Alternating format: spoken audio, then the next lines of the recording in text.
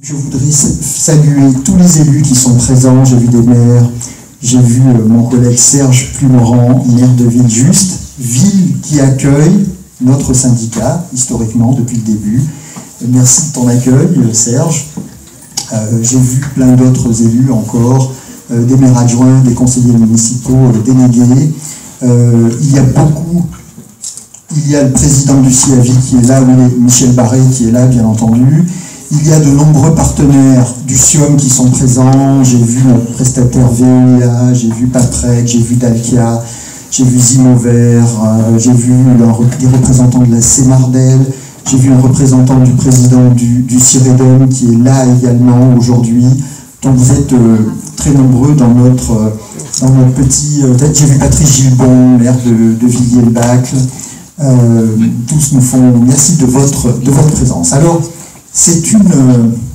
convenons ensemble que c'est une manifestation un peu virtuelle que nous vivons aujourd'hui, puisque notre syndicat a disparu. Notre syndicat est dissous, et donc il n'y a plus aujourd'hui de président, plus de vice-président, tout juste si on se demande si la collecte des déchets est encore assurée. Je salue ma collègue Lucie Célèbre, maire de Gomès-le-Châtel, qui vient d'arriver. Bonjour Lucie. Bien, rapproche-toi. En effet, il se trouve que dans le cadre de la mise en œuvre de la loi NOTRe, eh bien, notre syndicat a été dissous le 31 décembre 2015 à minuit. Alors c'est une des spécificités de la loi NOTRe, elle en a d'autres, mais celle-ci est quand même particulièrement singulière. Alors, il n'y a pas d'article dans la loi NOTRe qui écrit article 4, le 31 décembre, le SIOM sera dissous. Non, malheureusement, nous n'avons pas eu droit à cet honneur. Mais la loi a fixé des principes, une organisation, des conditions dans lesquelles des syndicats pouvaient disparaître dans le cadre de la mise en œuvre de la loi NOTRe, et en particulier du transfert de leurs compétences vers les communautés d'agglomération. Ce qui vaut d'ailleurs pour les syndicats de déchets, vaut pour tous les syndicats techniques, puisque la loi NOTRe, et c'est plutôt une bonne idée, avec la loi NOTRe, le législateur a décidé d'harmoniser et de rationaliser la carte des syndicats, puisqu'il y a beaucoup, effectivement, de syndicats techniques. Toujours est-il qu'il y a des conditions qui prévoient la disparition de syndicats. Et il se trouve que le SIOM est tombé dans une des conditions. Et cette condition est la suivante, c'est que le 31 décembre, au 12e coup de minuit, comme dans Cendrillon, la compétence déchets a été transférée à l'ancienne communauté du plateau de Saclay, et au moment où elle a été transférée, il ne restait plus dans le syndicat qu'une seule communauté de communes, celle de la Haute-Vallée de Chevreuse. Nos amis de Chevreuse sont ici, et nos amis de Saint-Rémy également sont présents aujourd'hui, et la loi prévoit que quand il ne reste qu'une seule entité intercommunale dans un syndicat, celui-ci disparaît automatiquement. Voilà. Et voilà pourquoi, le 31 décembre, nous avons disparu. Alors, nous avions vu ce problème dès la fin de l'été avec Michel, et nous avons pris notre bâton de pèlerin pour aller voir les services de l'État et pour leur demander finalement les choses assez simples. D'abord pour leur demander de faire comme des départements voisins, où les syndicats ont conventionné avec la communauté d'agglomération pour passer une période transitoire qui permette de poursuivre l'activité du syndicat tout à fait normalement. Et finalement, comme la loi NOTRe l'a prévu pour les syndicats d'eau notamment, où la période transitoire est assurée par un système de représentation-substitution. Malgré nos demandes, malgré des réunions répétées, ce n'est qu'aux alentours du 15 décembre, vous voyez, tranquillement, que les services de l'État nous ont dit « ben non, on ne peut rien faire ». Et vous allez donc disparaître. Voilà. Et c'est ce qui s'est passé le 31 décembre. Nous avons dit réaction, nous avons dit solution, et nous avons dit recréation. Voilà. Et nous avons tout de suite pris les devants pour travailler à la recréation d'un nouveau syndicat. Alors aujourd'hui, c'est vrai, nous sommes en train de gérer tranquillement, sereinement, le transfert provisoire des compétences vers Paris-Saclay, la gestion d'un budget du SIOM provisoire à Paris-Saclay, la création d'un nouveau syndicat en prenant toutes les délibérations afférentes, et la gestion au SIOM d'un budget de dissolution. Je ne dis pas d'erreur, Madame la Trésorière. C'est exactement ça. Voilà. Et on fait ça en plus du travail de collecte, de tri, de traitement, de valorisation, bref, On peut tout faire en fait dans une journée, mais on est bien organisé et je veux vraiment profiter de ce moment pour remercier les services du SIOM, Nathalie Bruno et ses équipes qui font un travail formidable, je crois que je peux le dire auprès de mes collègues, pour et assurer le fonctionnement normal de l'usine et travailler à la reconstitution de ce syndicat. Je veux remercier les services de Paris-Saclay, le travail de Philippe Mette, de Bruno Maghini, Michel, pour nous épauler et nous aider, faire le lien avec les services de l'État est absolument exemplaire. Et puis remercier Madame Badiou, la trésorière, qui nous aide vraiment beaucoup. Donc ce travail de recréation est mené, il va nous amener dans les semaines qui viennent. On a déjà délibéré au sein de Paris-Saclay, la CCHVC a délibéré de son côté, maintenant les villes de la communauté de la Haute-Vallée-de-Chevreuse doivent délibérer de leur côté. Et donc, on va aller vers la recréation de ce syndicat que nous espérons le plus vite possible. Ceci étant, nous allons, dans les semaines et les mois qui viennent, entamer une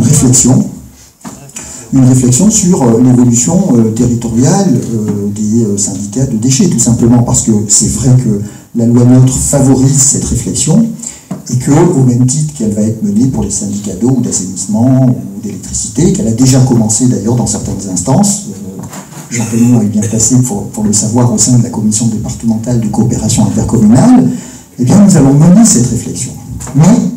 Mais réflexion ne faut pas dire précipitation. Et c'est vrai que certains proposent aujourd'hui la fusion de tous les syndicats de déchets sur le territoire essonien, et nous disons il faut ne pas aller trop vite. Il ne faut pas aller trop vite pour une raison très simple, c'est que nous avons d'abord un travail à effectuer sur le tout nouveau territoire de Paris-Saclay. Puisque vous le savez, mes chers amis, sur le territoire Paris-Saclay coexistent aujourd'hui 2 syndicats, 2 usines, 2 périmètres de traitement des déchets, le Cimacure et le SIOM. Et je crois d'abord ce qu'attend de nous le législateur, celui qui a conçu la loi NOTRe, c'est que nous travaillons à l'harmonisation de nos compétences sur ce territoire. Après, bien sûr, viendra le temps d'élargir la réflexion, de relever encore un peu plus les yeux et de penser à une réflexion un peu plus large territorialement. Mais là, je le dis aussi, si on relève les yeux et qu'on regarde plus loin, on ne pourra pas s'arrêter seulement aux frontières de l'Essonne. Parce que nos syndicats, Jean-Raymond le sait bien, ils vont au-delà pour certains d'entre eux de l'Essonne. Ils touchent les Yvelines, parfois ils touchent le Val-de-Marne. Donc on ne peut pas aujourd'hui se contenter, les Hauts-de-Seine, qu'il faudra se contenter d'une réflexion sur l'Essonne. La réflexion sur l'évolution territoriale, elle passe aussi par une réflexion sur le service proposé aux habitants et le coût de ce service. Mes chers amis, aujourd'hui, le SIOM a un coût de traitement d'un peu plus de 70 € la tonne. Ça nous situe, je pense, je le dis, dans la fourchette basse des prix dans notre département. Mais nous pouvons proposer un prix de 70 € la tonne parce que par ailleurs, nous sommes vertueux sur d'autres activités. Nous avons des clients extérieurs qui sont nombreux. Nous faisons une politique volontariste pour accueillir ces clients extérieurs. Il y en a ici aujourd'hui. Et c'est ce qui nous permet aussi d'offrir un tarif moindre aux communes membres du syndicat. Et je le précise aussi, dans un contexte de baisse de la taxe d'enlèvement des ordures ménagères depuis 2008. Depuis 2008, régulièrement, la taxe des enlèvements des ordures ménagères baisse de façon tout à fait régulière. Franck Bernard, qui a la haute main sur les finances du syndicat, le sait bien et travaille activement sur ce point. Parce que notre syndicat, à la différence d'autres syndicats, ne s'occupe pas que du traitement, mes chers amis. Il a aussi la collecte. Nous trions, nous collectons, nous traitons, nous valorisons. Nous produisons de la chaleur, de l'électricité, nous vendons de la chaleur, de l'électricité. C'est un peu ce que j'appelle le cercle vertueux du SIOM. Et au bout de la chaîne, il y a le consommateur qui bénéficie d'un service de collecte de plus en plus performant, d'un service de traitement de plus en plus performant, et qui paye ce service de moins en moins cher. Donc il y aura forcément tous ces éléments à prendre en compte pour réfléchir à des évolutions éventuelles. Voilà.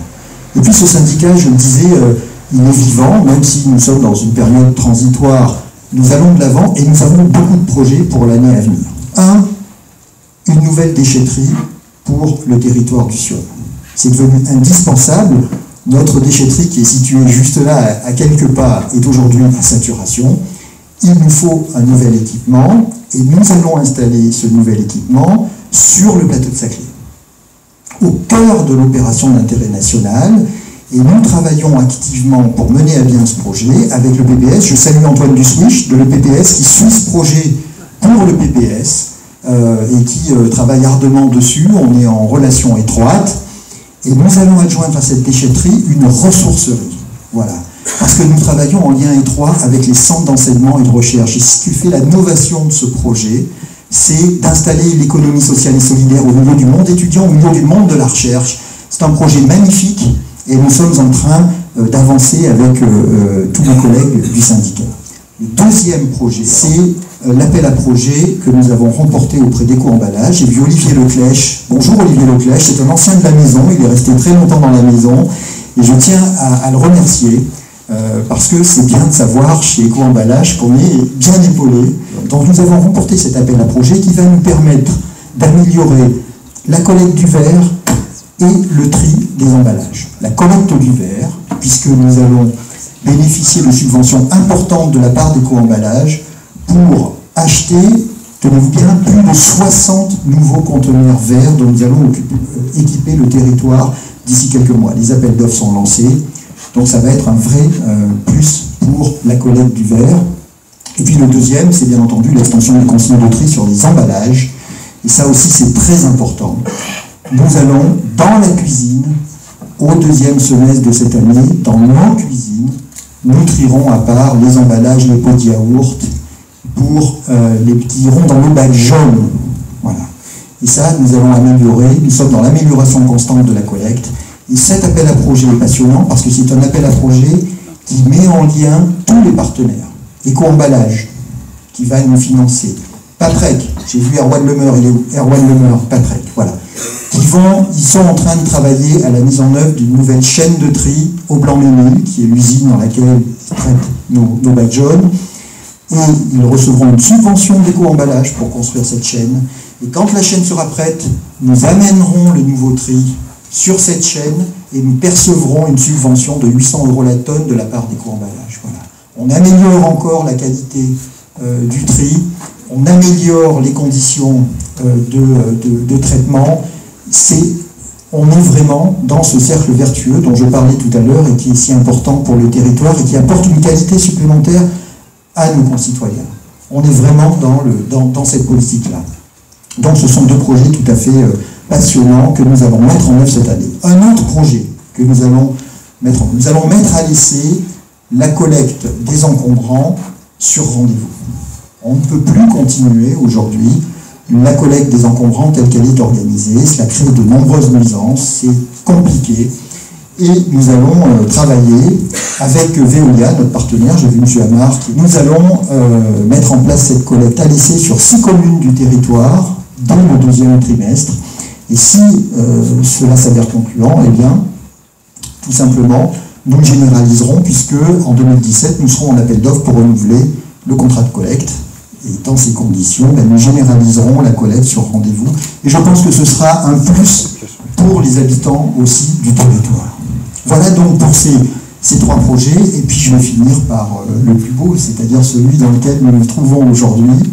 C'est un espace pédagogique, vous avez vu, c'est un outil magnifique qui va être destiné aux enfants de nos écoles, de tout le territoire, pour leur apprendre dès le plus jeune âge les gestes du tri, les gestes de la collecte, du traitement, de la valorisation, leur faire comprendre les enjeux de l'environnement, du développement durable, et ça dès le plus jeune âge. Nous pourrons accueillir des classes entières ici pour leur faire découvrir ces gestes par des appareils très conviviaux qui sont autant de questions à poser aux enfants pour les faire réagir, pour leur apprendre des notions très simples que nous avons appris sur le tard, et d'ailleurs ceux qui essaieront les jeux tout à l'heure verront que, même si c'est destiné aux enfants, nous commettons tous des erreurs. Donc vous verrez, c'est très intéressant. Voilà, j'ai vu que les architectes du bâtiment sont là, j'ai vu que ceux qui l'ont équipé extérieurement sont également là, je veux vraiment les féliciter. Ils pourront échanger tout à l'heure avec les invités pendant le cocktail.